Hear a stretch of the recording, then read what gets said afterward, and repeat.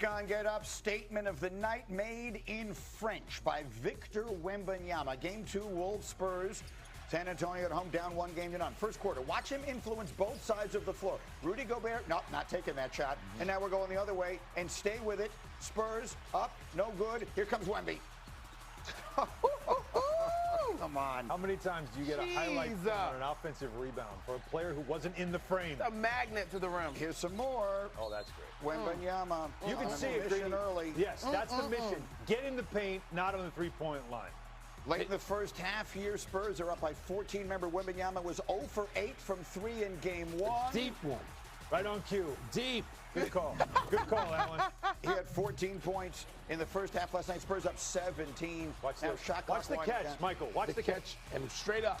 Shot clock down, totally watch aware. Him shoot this in the air. Totally aware. What a talent. No is that an alley-oop 3? Spurs by 29. That's Vassell again. Spurs by 25. That's a 4-point play. Minute later, Stephon Castle. They just come at you in waves, Michael. They do. Harper, Castle. We haven't mentioned De'Aaron Fox yet. No, and he had a great first quarter. Everyone knows Wembanyama. What you don't realize is this team is loaded with guys who are all about the same size and can all do stuff. And there's Wembanyama again. Wemby, 19 points, 15 boards, 2 blocks. This one was over early. San Antonio handing Minnesota its largest postseason loss in franchise history. The 38-point win, the third largest playoff win in San Antonio's history. Here was Minnesota head coach Chris Finch after the loss. Well, I mean, they just kicked their butt in every aspect of the game tonight. So offensively, defensively, it didn't matter. They took it to us, and we didn't really respond very well. What do you say to your team after a tough loss like this, or do you let the stat sheet speak for itself? No, I just told them we just got punked. They got punked in game 2. It's all even going back to Minnesota. Win-man, number 1 takeaway. Repeatedly so far in this playoff journey for the Spurs, they've impressed me. Several, series 1 against the Blazers, they lose Victor Wembanyama. That's 1-1 going up to Portland. They fall down in the first half. They respond. Game 4, Wembanyama comes back. They fall down again. They respond. They have a very narrow, frustrating loss in game 1. Their vision, they're sticking to their game plan, their intensity right out of the gate in this one, they respond. Now, winning the first 5 playoff games and winning the next 5, 2 different stories. But for a team whose biggest impediment is its lack of experience and time together in these moments, I continue to be impressed with how they handle their business. They handled their business. Here's where I was really impressed. It was a 24-point game at halftime, right? They come out in the third quarter like a veteran team and push it to 40 because they don't want to mess around. The Spurs are impressing me by the week right now. This is like what Wendy, my bad. What Wendy's talking about is maturity. And that's something that we keep questioning about this team. This Spurs team. You lose a game 1 like that at home, sometimes that can be crushing to a young team. How do you recover? Maybe they overreact to game 2. They handled that game 1 loss as well as you possibly could for a frustrating loss you could have and walked into game 2 saying, we're going to get back to playing our game. That's the maturity factor for a very young team. That's why you've got to take this team seriously. You know where I found that? I found this story after our show yesterday. So after game 1, after the Spurs had lost game 1, Wembanyama walked over to De'Aaron Fox. They whispered briefly at their locker, and they walked away laughing. And Wembanyama was asked what he said, or Fox was, excuse me, and he said, we talked about how we were in a good place. We played like bleep, and we lost by 2. That's what a mature team does. A mature team doesn't panic. They say, we're actually in good shape. We play as bad as we can play, and we still almost won. There's something inside of Wemby, specifically, Wembanyama, that helps facilitate that. He hates losing at a level that reminds me of the GOATs, the Council of GOATs. He hates losing like Bird hated losing, like Jordan hated losing, like Isaiah Thomas hated losing. He hates losing in a way that, even as pleasant as he is, all right, with that wonderful lilt in his accent, he probably made it a little uncomfortable in that locker room in the day that they had. And you look at his demeanor last night, he wanted to crush them. And Minnesota, they were back on their heels. And Anthony Edwards talked about this.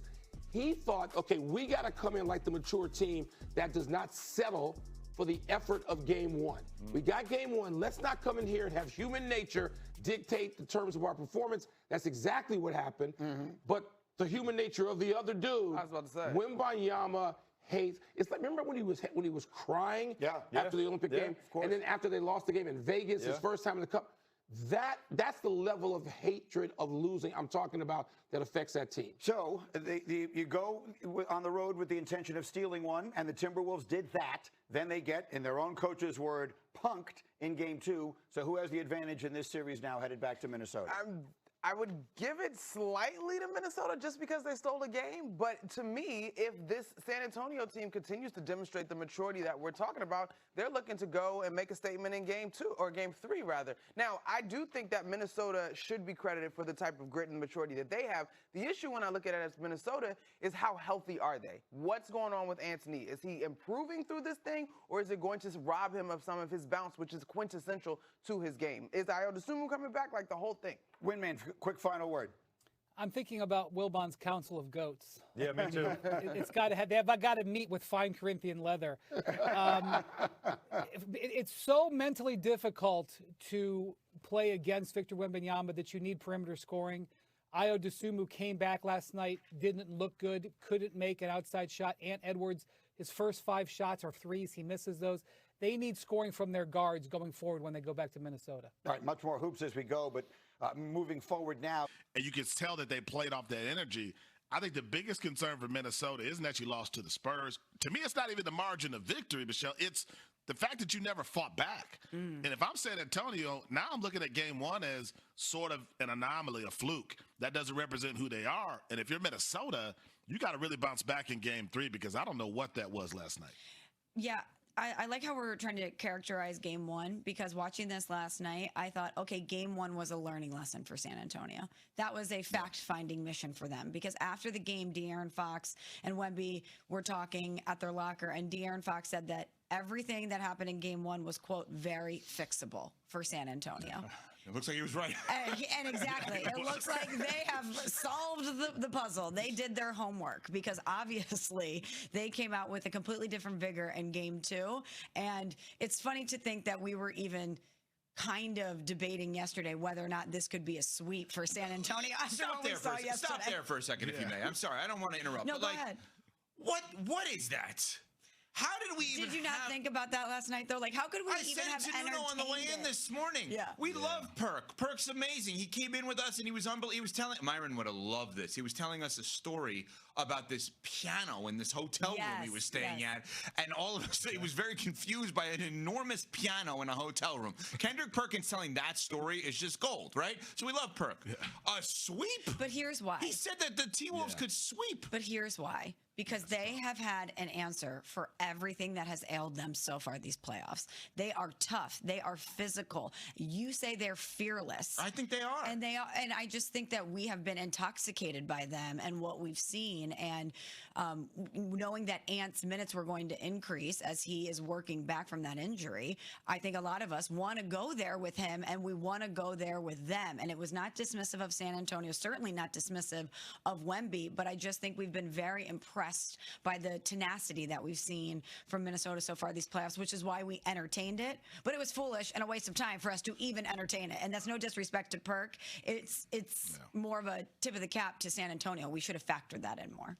So it was disrespectful to San Antonio a little bit, right? I mean, that we just kind of went into that mode. I will say this: Minnesota knows how to win ugly. I think that if you've watched them all season, that is their best trait. Like, if you get into a fight in a phone booth, that's who they are. But in a matchup like last night, where you just have to be really good offensively and defensively against an elite team, they're not as good in those situations. But to me, the biggest concern if you're Chris Finch is, did your guys quit on you? Did your guys feel like, hey, we got one in game one, who cares what happens in game two? Because if that's the case, that's the worst mentality to take into game three. Well, okay, two different things. Did they quit on you? Major statement you're making, or question you're asking. Getting one in San Antonio, as Pat Riley always says, the series doesn't start till a road team wins. Well, a road team won. So, like, the series started, and Minnesota did their job. Like, totality, the 2 games, Minnesota did their job. They now get to go back home. We would assume Ant-Man would probably re-enter the starting lineup at some point here. But just factually, last night, no San Antonio player played more than 26 minutes. They didn't need to, Myron. 26 minutes total. I said going into the game last night, I could see Wemby with a 40 and 20 game. Well, he played 26 minutes and he had 19 and 15. If he played 40 minutes, he may have gotten there. You know, like, so I wasn't that off with that in that scenario. And Ant-Man only had 12 in 24 minutes. Minnesota had 35 total points in the first half as a point of comparison. San Antonio had 3 quarters in this game with 35 points or more. Minnesota was terrible last night. They were asleep. That said, Myron, they did their jobs, no? In total? Because they got one? Yeah, right? I mean, they did. But I think, Michelle, my concern would be it looked like those were 2 teams in 2 different clubs. Like, it looked like San Antonio was in that OKC class. Maybe you put New York in there based on how they're playing. Minnesota didn't look like they could keep up. And we just talked about the Detroit Pistons coming back from down 24 against Orlando, and that's setting the tone for Game 7. To me, if you're Minnesota, that has to be the real concern. You just got destroyed. I don't know if anyone cares about Game 1. Yes, and even the series, but what attitude do you have in Game 3 after a loss like that? Yeah, and I think this series, I actually think this is one, if you don't have a dog in the fight, this is one you hope goes 7. Oh, absolutely. Right? Maybe you're not. I think Detroit and Cleveland could go 7, but maybe as a basketball fan and as a sports fan, you're not enamored by those teams because they're not as sexy. They're more grimy in theory. Yeah. These 2 teams, if you don't live where Myron lives and you walk out the door and all of a sudden all these people are rooting for the T-Wolves, okay, or in San Antonio, if you don't have a dog in this fight, you want Wemby and Ant 7 games. No doubt. Definitively, you want them 7 games. All right, coming up. Oh, go ahead, Myron. Sorry. Well, no, I was wondering if Ant's fully healthy. Like the back-to-back, how bad he played last night. Is he not in a world where he can play back-to-back games because of that knee? That's my concern, too. Even if he is in that place, which I would assume in the regular season he would not be playing, I still tip my cap to that man. He impressed the hell out of me in Game 1, just getting out there and playing. And you get the sense he's just basically saying, screw it. I'm playing through this all. I'm going to value the short term over the long term. I'm going to do everything in my power, even if it destroys my knee, for this team to win a championship. And you know what? Like, respect on that one. I think Ant-Man has gotten to another level in this postseason because of what he's, at least for me, because of what he's doing.